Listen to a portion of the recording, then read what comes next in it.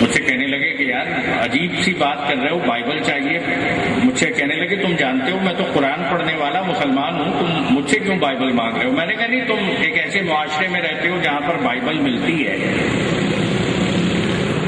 اس وقت شاید کسی کام میں مصروف تھے، فون پہ تھوڑی سی بات ہوئی، کوئی ہفتہ بھر گزرا ان کا پھر فون آیا. مجھ سے کہنے لگے وہ تم نے کہا تھا بائبل چاہیے، کون سی بائبل چاہیے؟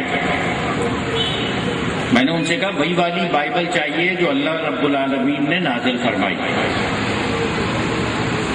کہنے لگے یار پھر تم میرے لیے ایک مشکل کھڑی کر رہے ہو، چلو میں تلاش کرتا ہوں.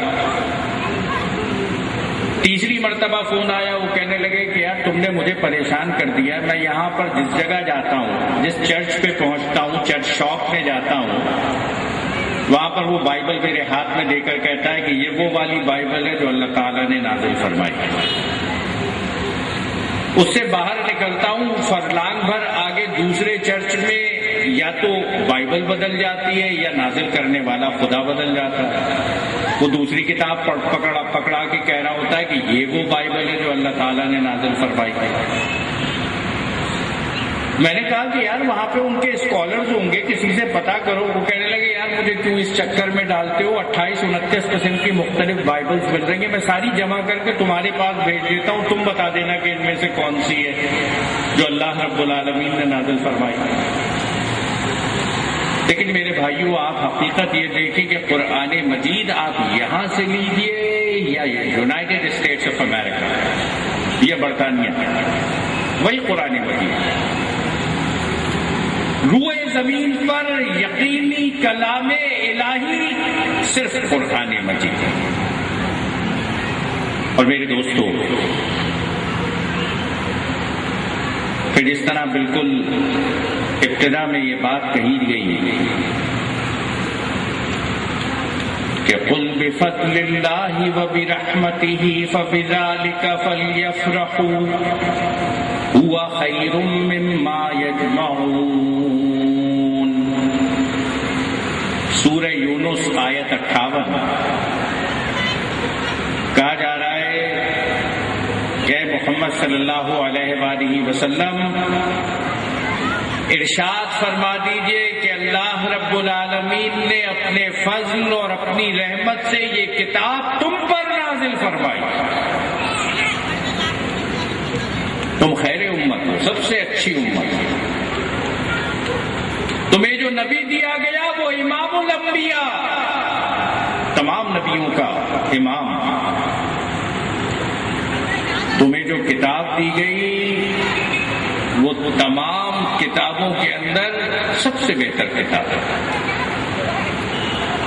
اور اللہ تعالیٰ ارشاد فرما رہا ہے فَلْيَفْرَحُوا، خوش ہو جاؤ، جشن مناؤ، اعتماد کرو تمہیں کون سی چیز عطا فرمائی گئی.